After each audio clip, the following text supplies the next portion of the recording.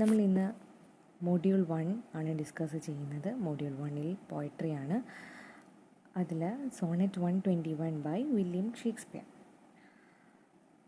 So before going into sonnet 121 by William Shakespeare, we will discuss in detail what is a sonnet. Sonnet is a 14-line poem. It is written in iambic pentameter. എന്താണ് iambic pentameter എന്ന് നമുക്ക് discuss ചെയ്യാം. It is written in a fixed rhyme scheme. അപ്പം sonnet is a 14-line poem written in iambic pentameter in a fixed rhyme scheme. It follows a fixed rhyme scheme. And the word sonnet comes from the Italian word sonetto. It has a meaning little song. Sonetto means little song.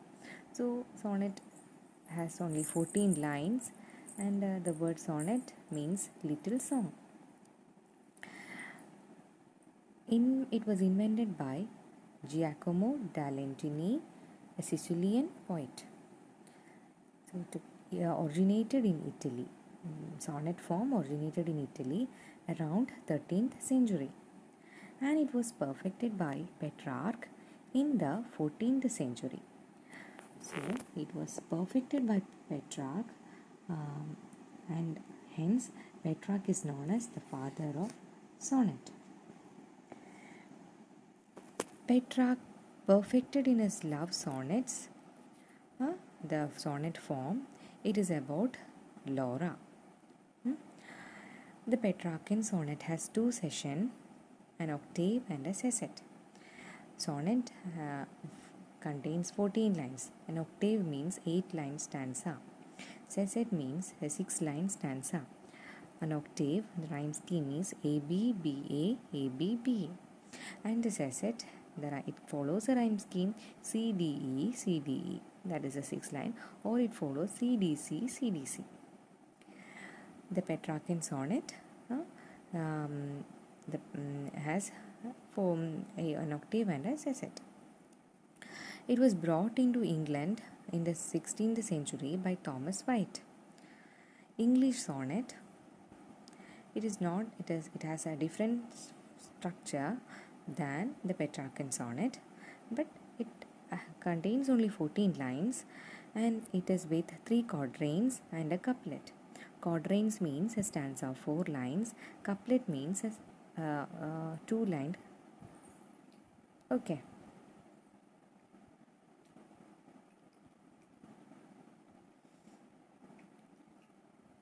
Couplet is AB, AB, CD, CD, EF, EF, GG. It was developed by Surrey.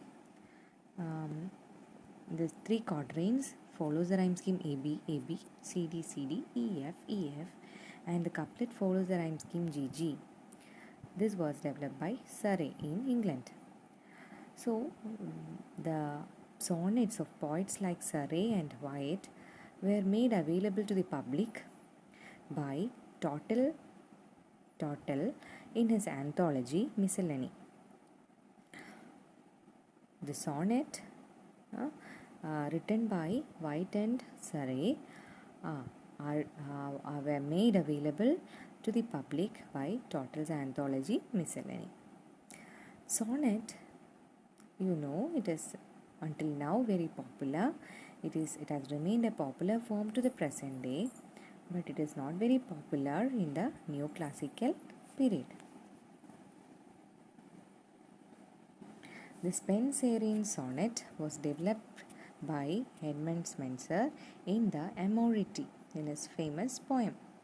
It has 4 sections. It also has 3 quatrains, 4-line stanza and a couplet of 2 rhymed lines.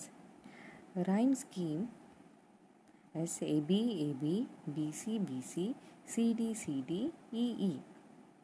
So if you look into the rhyme scheme, you can see that the AB, AB, the rhyme is carried to the next stanza. B is carried to the next stanza. C is carried to the next stanza. So the meaning is also carried to the next stanza. Hence it is interlocked. Spenserian sonnet is interlocked. What you call the writers of sonnet? Writers of sonnets are called sonneteers. Different sonnets. We have the Petrarchan sonnet, the Spenserian sonnet, the Elizabethan sonnet, Shakespearean sonnet, or the English sonnet. Every sonnet varies in rhyme scheme and structure. Okay. Next we are going to discuss about the Shakespearean sonnet or the Elizabethan sonnet. It has 4 sessions, 3 quatrains, 4-line stanza, following the rhyme scheme A B A B, C D C D, E F E F, and a couplet of 2 rhymed lines, that is GG, rhymes like GG. The rhyme scheme is A B A B, C D C D, E F E F, G G. So, in the Elizabethan sonnet, Shakespeare establishes a theme or problem and then he resolves it in the final couplet. We will see it in detail in the Sonnet 121. Major themes are about love, nature, death, beauty, and men's role in the world. The sonnets written by Shakespeare always deals with one subject. Okay. Next, I am going to tell you about iambic pentameter. It is a metrical line used in traditional English poetry. An iamb or a foot or beat, iamb means a foot or beat, it consists of stressed and unstressed syllables. Here I have given an example from Shakespeare's sonnet. Shall I compare thee to a summer's day? Shall I compare thee to a summer's day? So, unstressed, stressed, unstressed, stress, unstressed, stressed, unstressed, stressed, unstressed, stressed, like that. It is 5 pairs of iambic pentameter.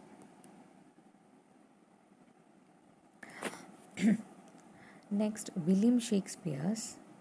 We'll discuss about the poet.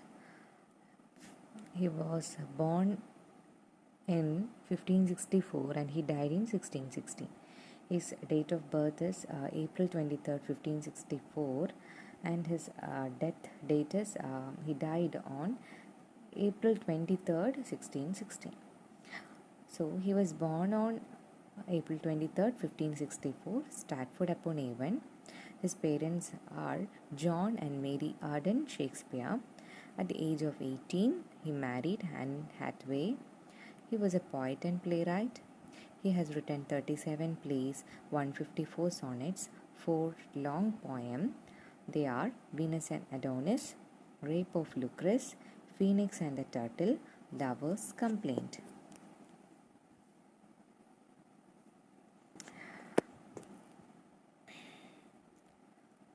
He is known as the Bard of Avon. It can be asked in your exam. Elizabethan period was the period in which Shakespeare lived. It was the Queen Elizabeth ruled over England during that period. Hence the name Elizabethan period. Shakespeare has written about 154 sonnet. It is all about love, broken trust of friend, loss of love, forgiveness. Shakespeare's sonnets usually deals with love, broken trust of friend, loss of love, forgiveness. So Wordsworth has commented about Shakespeare's sonnet, the key with which Shakespeare unlocked his heart.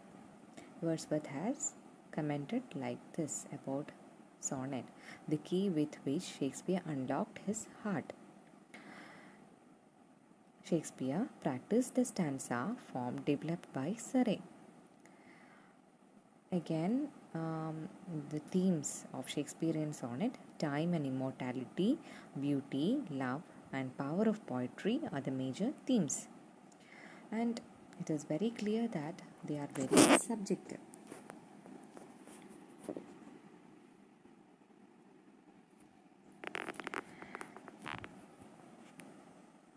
So, next, the Shakespearean sonnet was published by Thomas Thorpe in 1609. It is referred to as quarto, and they are 154 in number. So, we'll discuss the first 126 sonnet, that is 1 to 126, are addressed to a young man. Young man is referred to as WH. WH can be Henry Wriothesley, Earl of Southampton, or William Herbert, Earl of Pembroke. So these are the two persons who can be the young man. We can find um, uh, these reference in the sonnet number from 1 to 126. The young man stands for immortality of art and creativity. 127 to 152 is addressed to a dark lady. Dark lady is Mary Fitton and Amelia Lanier. This dark lady stands for pleasures of this life. Okay, so the first 1 to 126 addressed to young man, and the last 127 to 152, the next 127 to 152 is addressed to a dark lady. Young man can be Henry Wriothesley or William Herbert. Dark lady can be Mary Fitton or Amelia Lanier. The next last 153 to 154, the two sonnet is addressed to Roman god Cupid. Again, there is a classification. The first 17 sonnets of Shakespeare are called procreation sonnets. 79 to 86 is addressed to a rival poet. This rival poet is said to be George Chapman, a fellow poet of Shakespeare. Sonnet 121. I'll read the sonnet. It's better to be vile than vile esteemed, when not to be receives the reproach of being, and the just pleasure lost which is so deemed, not by our feelings but by others seeing. For why should others' false adulterate eyes give salutation to my sportive blood, or on my frailties why are frailer spies, which in their wills count bad that I think good? No, I am that I am, and they that level. At my abuses reckon up their own. I may be straight, though they themselves be well. By their rank thoughts my deeds must not be shown. Under this general evil they maintain, all men are bad, and in their badness reign.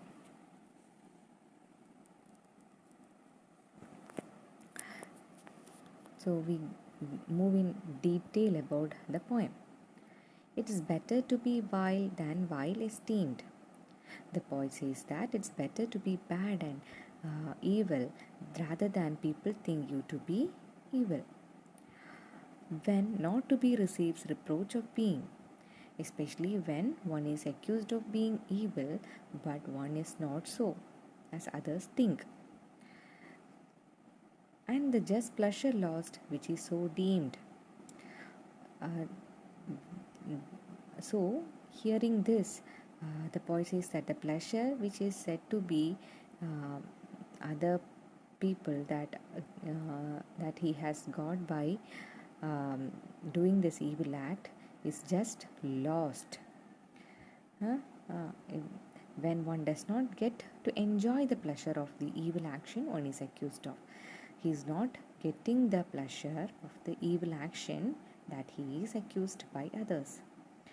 Not by our feelings but by others seeing.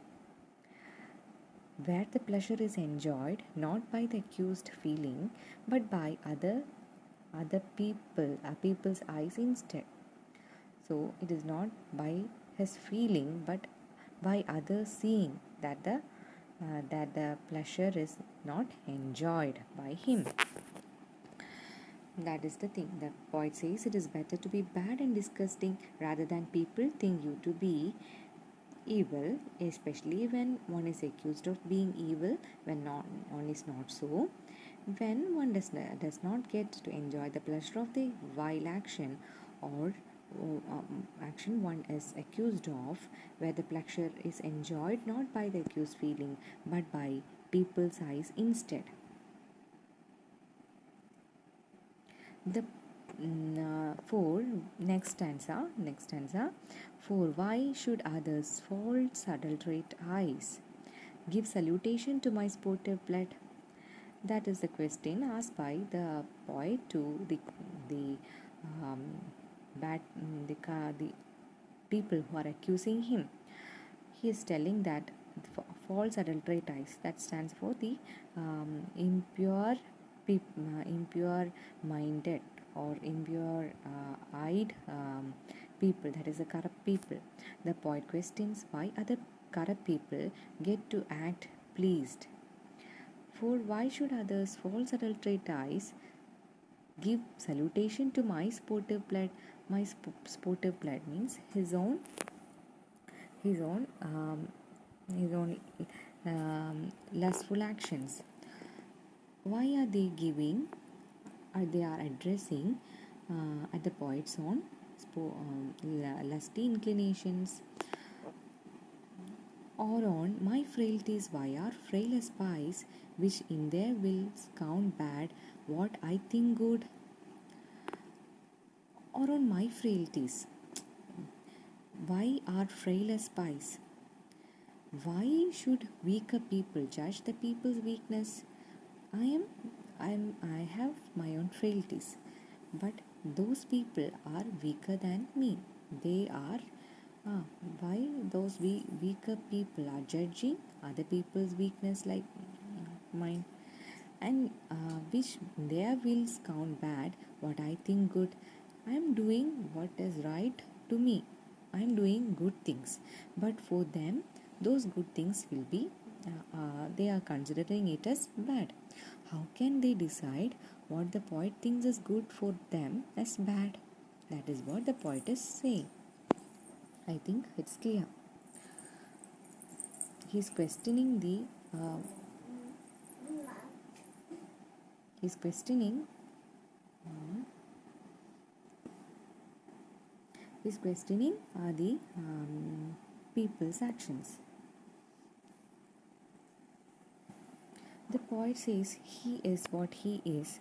No, I am that I am, and they that level. So I'll recite the stanza.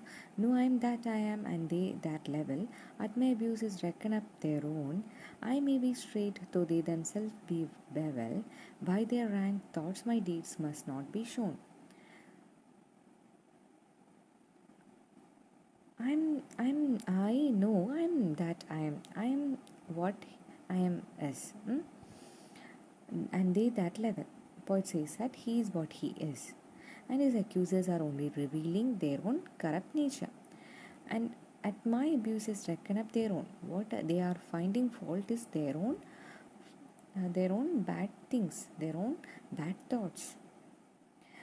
I may be straight, though they themselves be well. Who knows that he is doing correct things? He may be doing the correct things, and the other people are doing bad things. How come they know? The accusing people know that. The poet says that he is good, although others are bad. By their rank thoughts, my deeds must not be shown. He is telling that his actions cannot be judged by their own false thoughts. He cannot be judged by their false thoughts.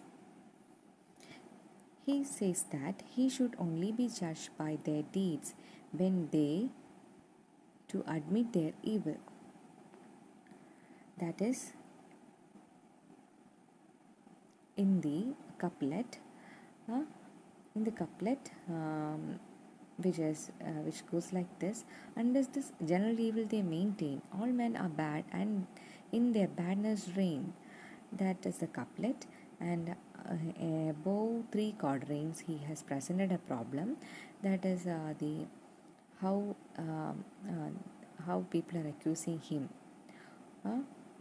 He is referring to his homosexual affairs with a WH. So this problem is presented, and he is as finding a solution. Okay. Unless this general evil they maintain, he says that he should only be judged by their deeds when they do admit their evil. They are also doing some evils of some other kind. And all men are bad. Every man, every human beings uh, are are bad in someone else's eyes, and in their badness reign. That is, they carry all before them as a result of their vices. Okay, this is the poem.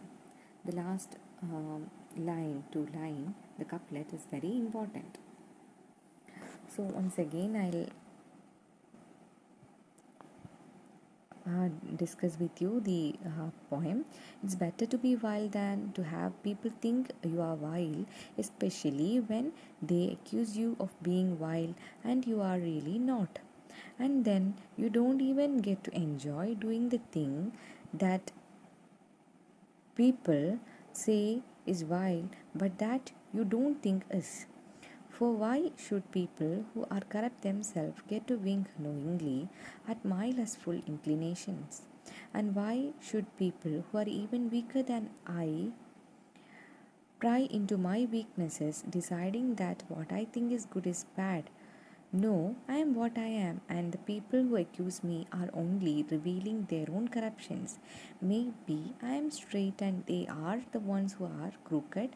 You can't measure my actions by their foul thoughts unless they are willing to believe that all men are bad and thrive in their badness.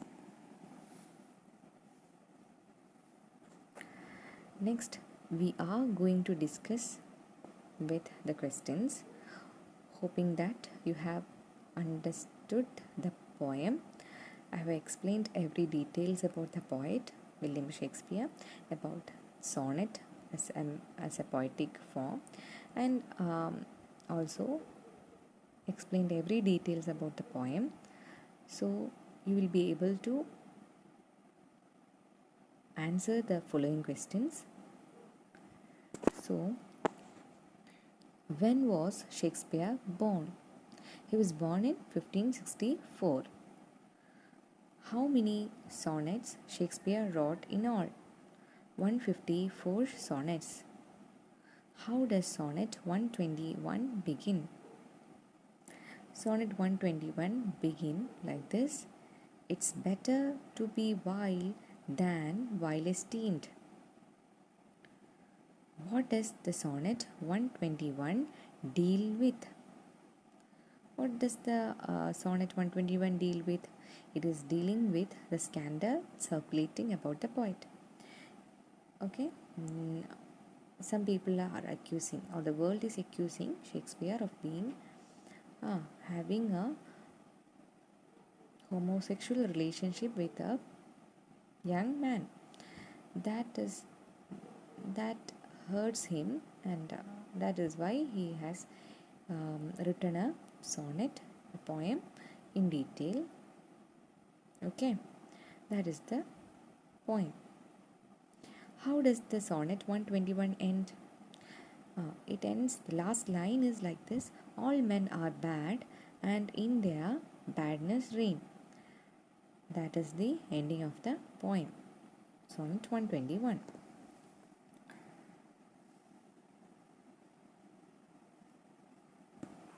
Okay, the next question. Or on my frailties, why are frailer spice? This occurs in which poem? Okay, you know it occurs in, it comes in the poem Sonnet 121 by William Shakespeare. What is the rhyme scheme of Sonnet 121? Sonnet 121 follows the rhyme scheme of the Shakespearean or the Elizabethan sonnet rhyme scheme, that is A B A B C D C D E F E F G G. Next question. Unless this general evil they maintain, all men are bad and in their badness reign. Who is the author of these lines? A. Shakespeare, B. Earl of Surrey, C. Queen Elizabeth, D. John Milton. This was asked in the last exam, HSA 2015. So this is a previous question. Unless this general evil they maintain, all men are bad and in their badness reign. This is the final couplet of Shakespeare's 121. So who is the author of these lines? William Shakespeare. Okay. എല്ലാവർക്കും ഞാൻ ഇന്ന് എടുത്ത class മനസ്സിലായി എന്ന് വിശ്വസിക്കുന്നു. അപ്പോൾ ഇനിയൊരു ക്ലാസ്സുമായിട്ട് വീണ്ടും കാണാം.